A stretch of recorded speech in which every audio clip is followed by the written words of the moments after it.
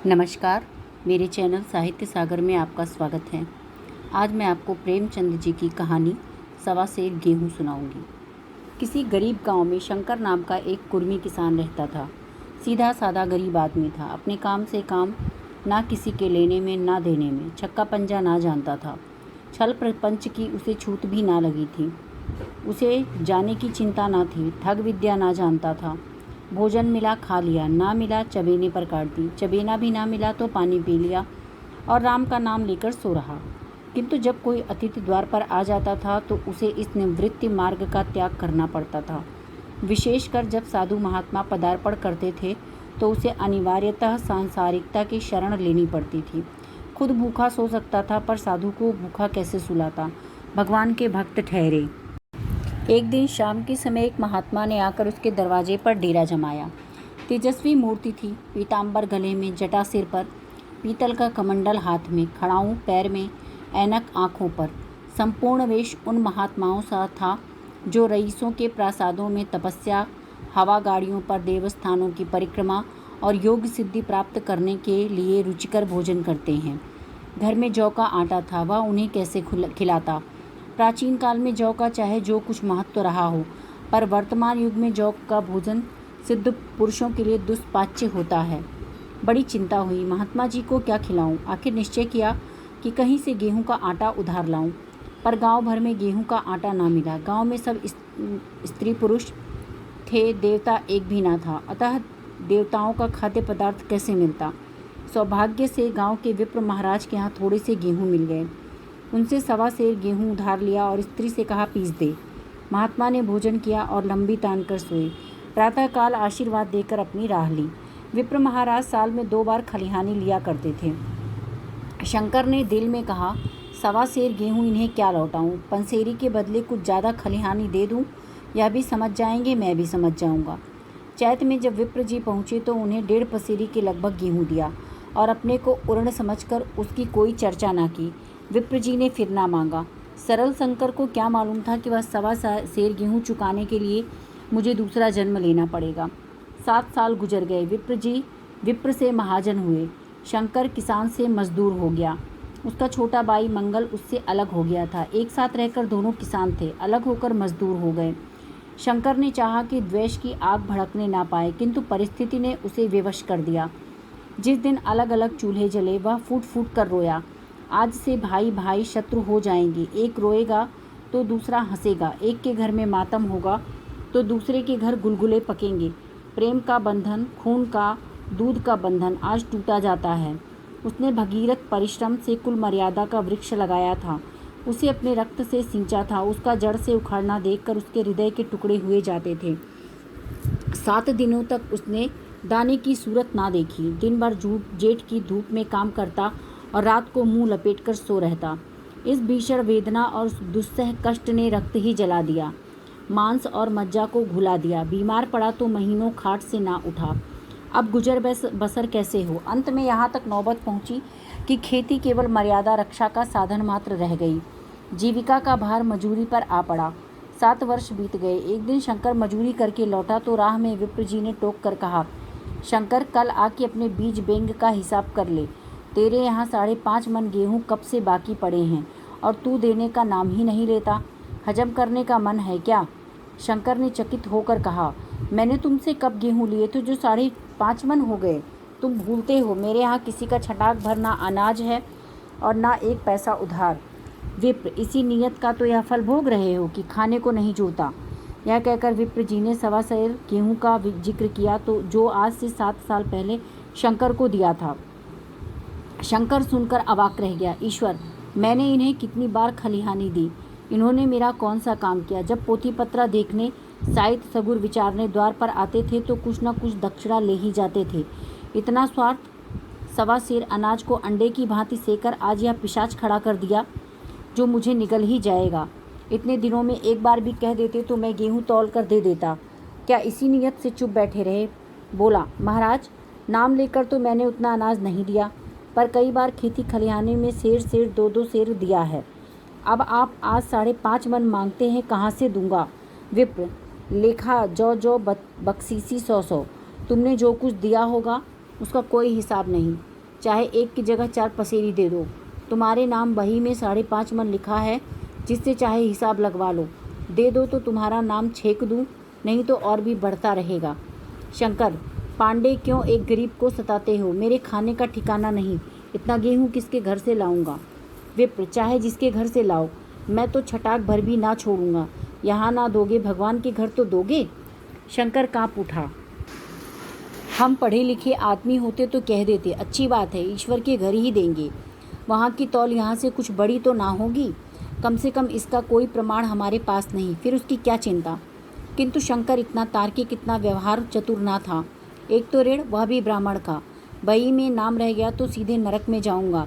इस ख्याल से ही उसे रोमांच हो आया। बोला, महाराज, तुम्हारा जितना होगा यहीं दूंगा, ईश्वर के यहाँ क्यों दूं? इस जन्म में तो ठोकर खा ही रहा हूँ, उस जन्म के लिए कांटे क्यों बोऊं? मगर यह कोई न्याय नहीं है। तुमने राई का पर्वत बना दिया। ब्राह्मण होकर तुम्हें ऐसा नहीं करना चाहिए था। उसी घड़ी तगादा करके ले लिया होता तो आज मेरे सिर इतना बड़ा बोझा क्यों पड़ता? मैं तो दूंगा, लेकिन तुम्हें भगवान के यहाँ जवाब देना होगा। विप्र, वहाँ का डर तुम्हें होगा, मुझे क्यों? वहाँ तो सब अपने ही भाई बंधु हैं। ऋषि मुनि सब तो ब्राह्मण हैं, देवता ब्राह्मण हैं, जो कुछ बने बिगड़ेगी संभाल लेंगे।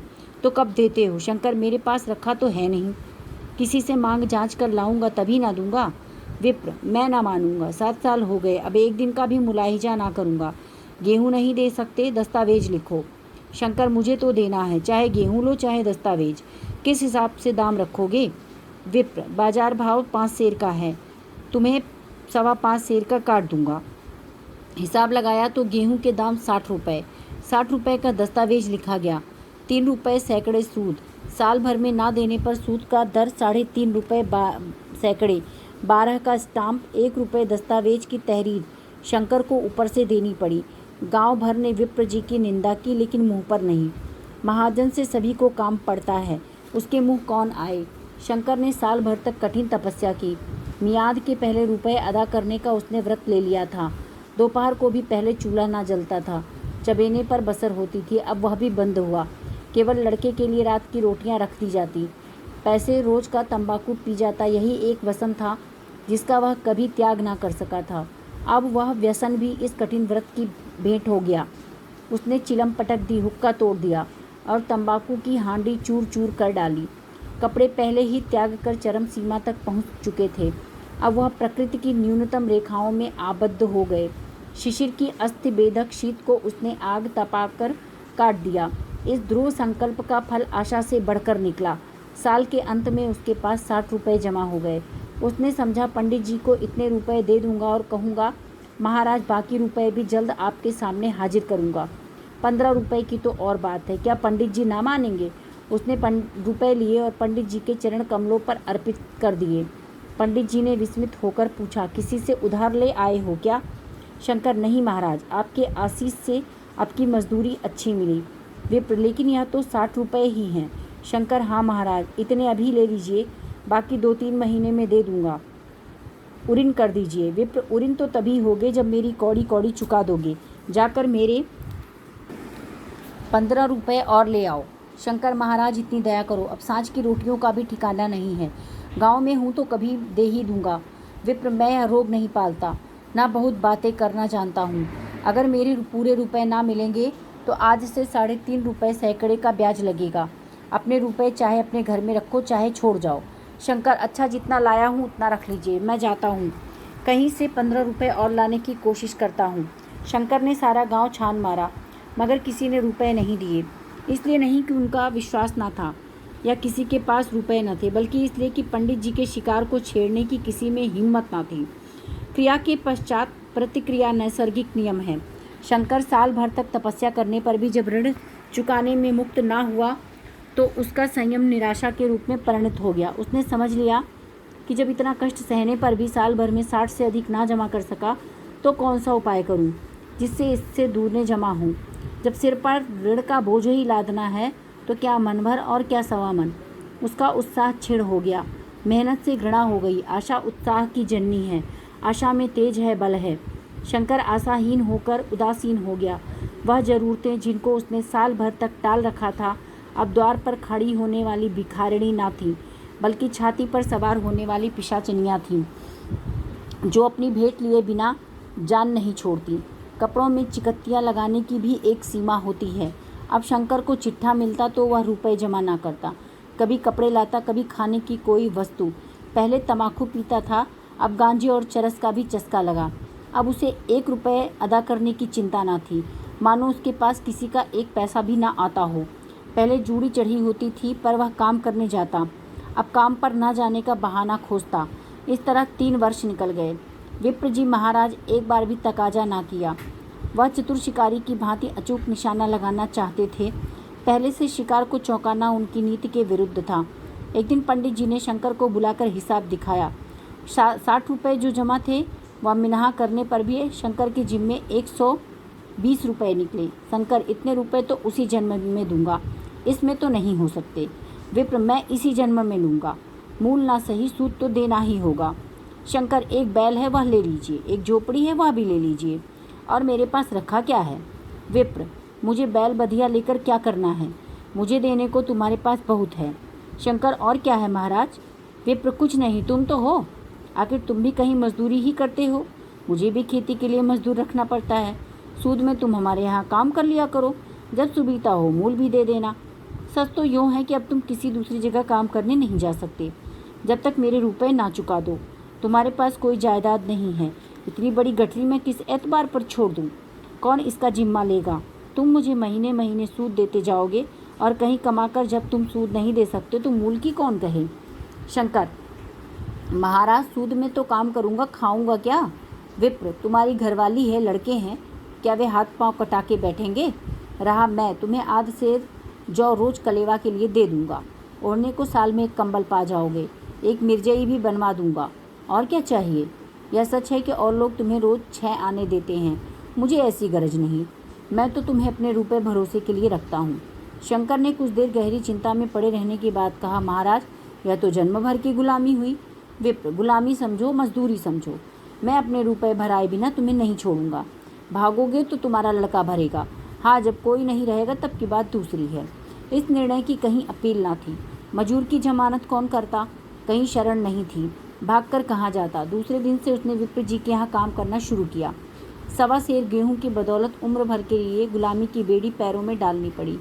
उस भागे को अब अगर किसी विचार से सब्र होता था तो वह यह था कि यह मेरे पूर्व जन्म के संस्कार हैं।